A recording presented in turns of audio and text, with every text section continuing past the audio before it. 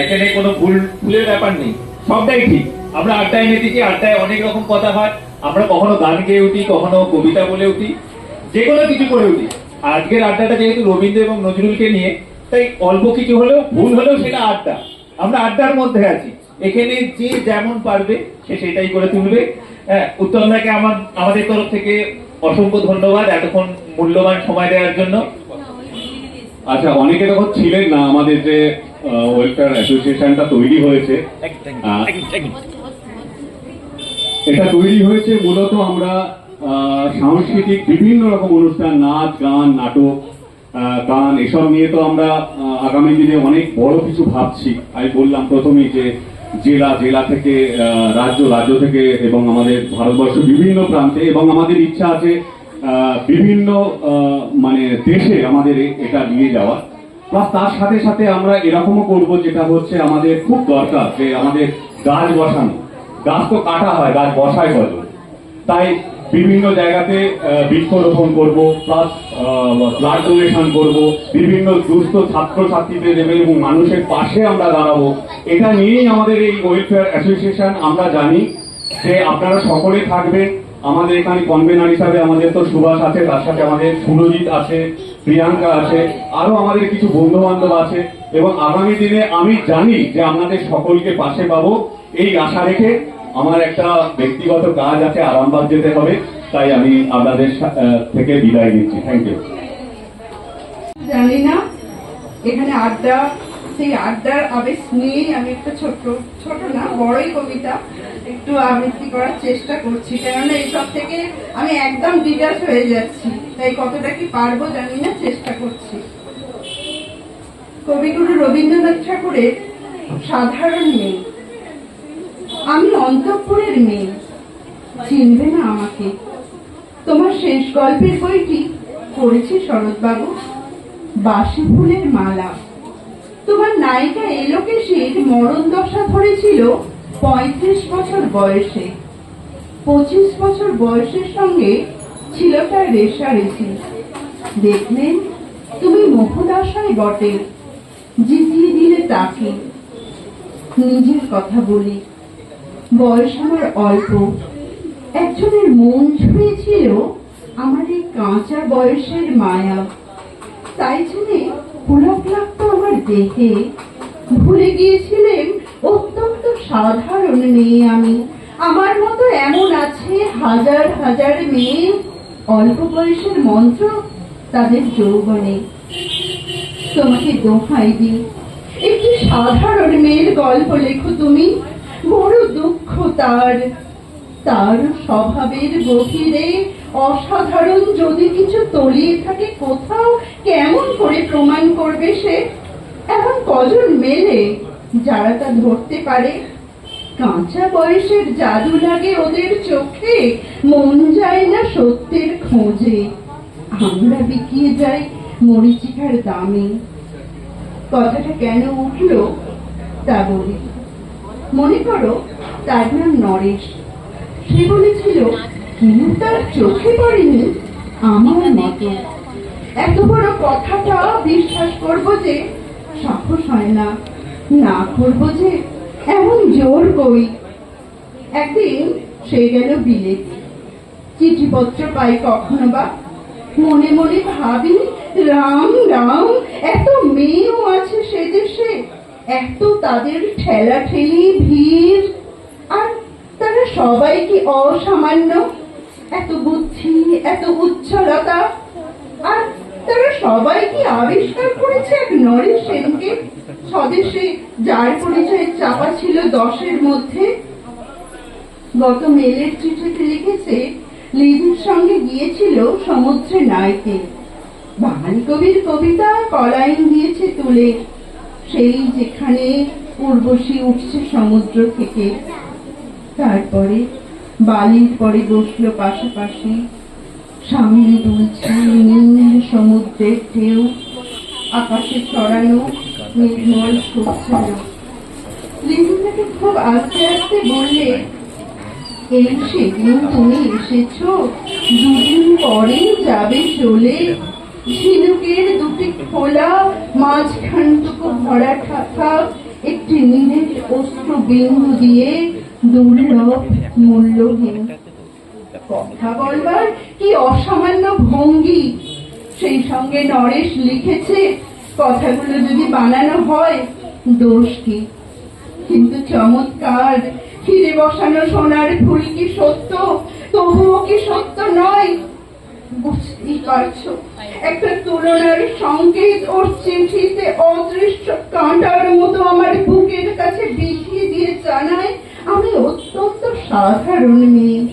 মূল্যবানকে পুরো মূল্য চুকিয়ে দিই এমন ধন নেই আমার হাতে। ওগো, না হয় তাই হলো, না হয় ঋণী রইলেন চিরজীবন। পায়ে পড়ি তোমার, একটা গল্প লেখো তুমি শরৎ বাবু, নিতান্ত সাধারণ মেয়ের গল্প, যে দুর্ভাগিনীকে দূরের থেকে পাল্লা দিতে হয় অন্তত 5-7 জন অসামান্যার সঙ্গে, অর্থাৎ সপ্তরথিনীর মার। বুঝে নিচ্ছে আমার কপাল ভেঙেছে, হার হয়েছে আমার। কিন্তু তুমি যার কথা লিখবে তাকে চিঠি দিও আমার হয়ে। পড়তে পড়তে বুক যেন ওঠে ফুলে, ফুল চন্দন পড়ুক তোমার কলমের মুখে। তাকে নাম দিও মালতী। ওই নামটা আমার, ধরা পড়বার ভয় নেই। এমন অনেক মালতী আছে বাংলাদেশে, তারা সবাই সামান্য মেয়ে। তারা ফরাসি জার্মান জানে না, কাঁদতে জানে। কি করে জিতিয়ে দেবে উচ্চ তোমার মন, তোমার লেখনী মহিয়সী? তুমি হয়তো ওকে নিয়ে যাবে ত্যাগের পথে, দুঃখের চরমে শকুন্তলার মতো।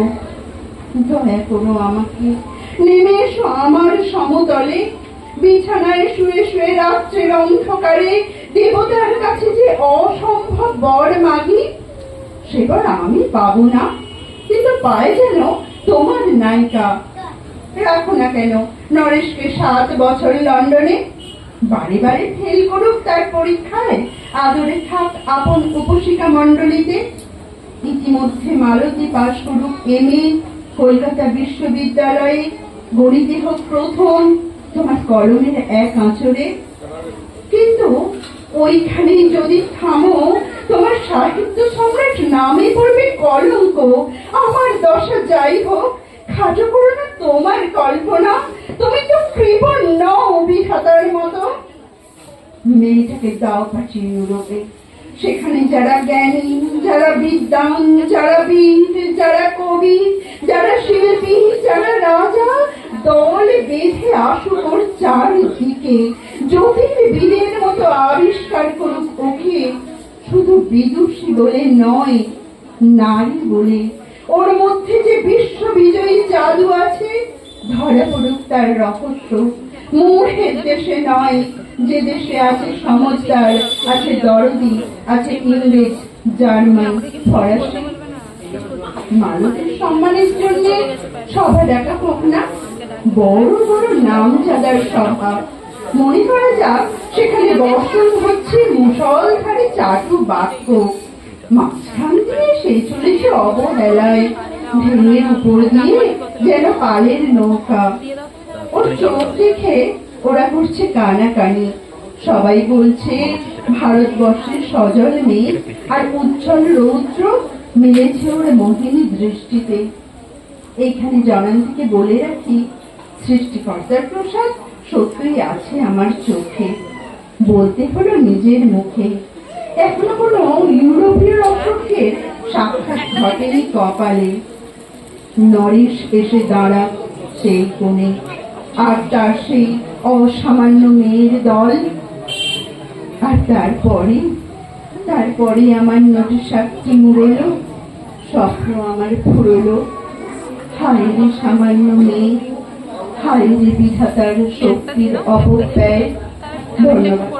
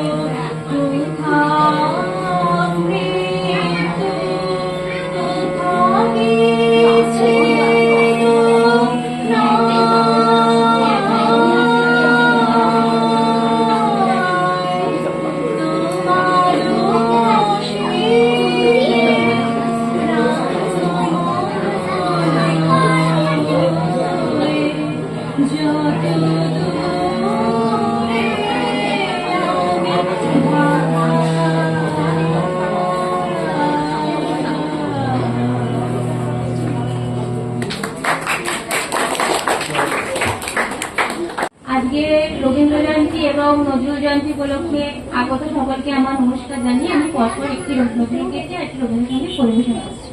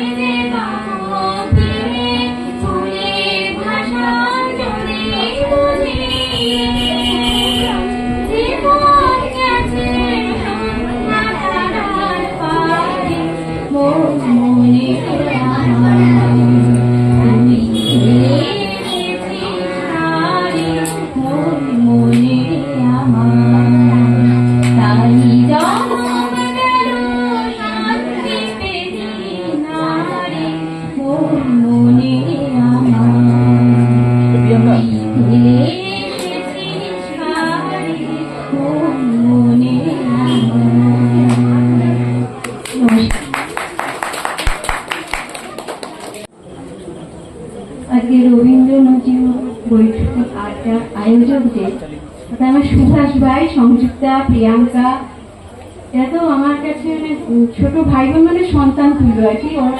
ওদের সকলকে এত সুন্দর একটা অনুষ্ঠান আয়োজন করার জন্য প্রথমেই আন্তরিক শুভেচ্ছা ও অভিনন্দন। আর উপস্থিত যে সমস্ত আমাদের যারা অনুষ্ঠান করছে এবং অনুষ্ঠান শুনছে, এই সমস্ত উপস্থিত সদস্যদের আন্তরিক ভালোবাসা। শুধু একটা অনুরোধ করব, আমাদের একটা সমস্যা আছে, আমরা আমাদের অনুষ্ঠানটা করবো আর চলে যাব। যদি আমি প্রথমেই ক্ষমা চাইছি, আমার আরো আগে আসতে উপস্থিত ছিল, মানে অবশ্যই উচিত ছিল, কিন্তু আমি একটা বিশেষ কাজে কলকাতায় যেতে হয়েছিল বলে আমি আসতে পারি। আমি তাকে সুভাষকে বলেইছিলাম যে আমার একটু যেতে দেরি হবে। তা আমি এটা অনুরোধ করছি যে অনুষ্ঠানটা ওরা এত সুন্দর একটা অনুষ্ঠানের আয়োজন করেছে, সকলে অন্তত শেষ পর্যন্ত সকলেরটা সবাই মন দিয়ে কথা না বলি। অর্থাৎ আমাদের বাচ্চা বাচ্চা ছেলে মেয়েগুলো এত সুন্দর অনুষ্ঠান করছে, ওদেরকে একটু আমরা উৎসাহিত করি। আমরা যদি এতই গল্প করি, আমরা সবসময় তো গল্প করি, তাই এইটুকু ওরা তাহলে এই আনন্দটা কি করে এনজয় করবে, আমি এইটুকু শুধু অনুরোধ করছি। আর আমি বিশেষ কিছু পারি না পারফর্ম করার মতন, এখানে ওরা আমাকে অনেক করে অনুরোধ করেছে। তা আজকে তো নজরুল এবং রবীন্দ্র বৈঠকি আড্ডা হচ্ছে, সেখানে আমি আমার নিজের লেখা একটা ছোট রবীন্দ্রনাথ আর নজরুলের ওপর কবিতা পাঠ করছি।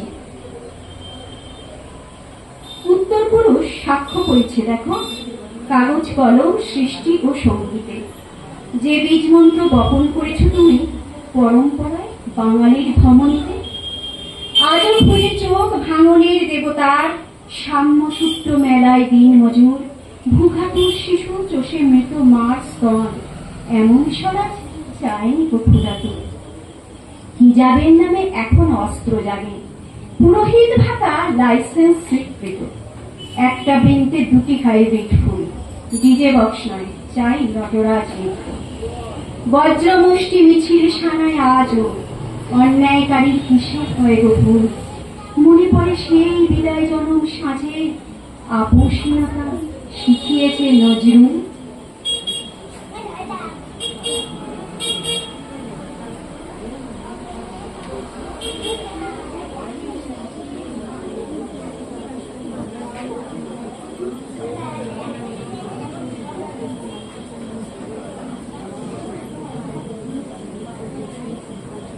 নিমের শুদ্ধ বাতাসে মেরুদণ্ডহীন মাকালের নিঃশ্বাস, ঝাঁ চকচকে শপিং মলের পাশে দাঁড়ানো জটা জুটো পুরো ভিটের খড়খড়িগুলো অ্যান্টিক, হয়তো লেটার বক্সের মতো মারানগুলো ভিন্টেজ, পোল্ট্রি ডিমের মতো হাইব্রিড লাইফস্টাইল, অনলাইন পাঠশালা, হাইটেক পার্ক, ভিডিও কল। এমন সময় বেলফুলের সুবাসে নাতনির মিষ্টি সুর ভেসে আসে, তোমার প্রকাশ উভেলি কাপুরি উদ্ঘাটন সূর্যের মতো নূতন দেখাবি বারবার জন্মের প্রথম শুভ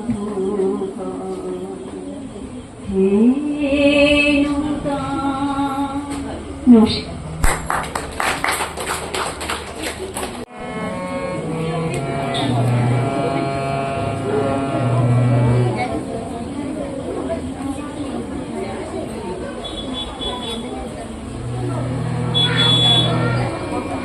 একটা নজরুল গীতি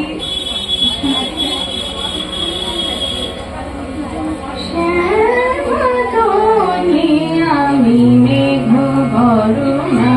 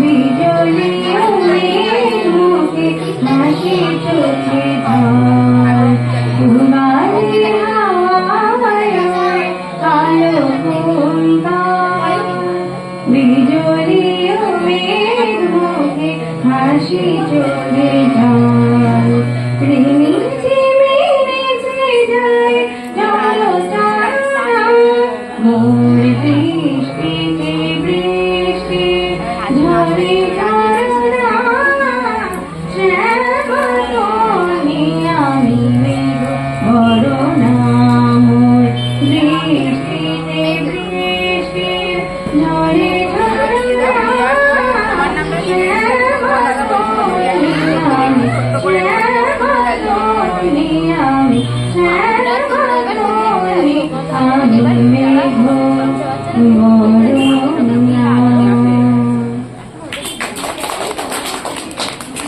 অসংখ্য ধন্যবাদ জানাই।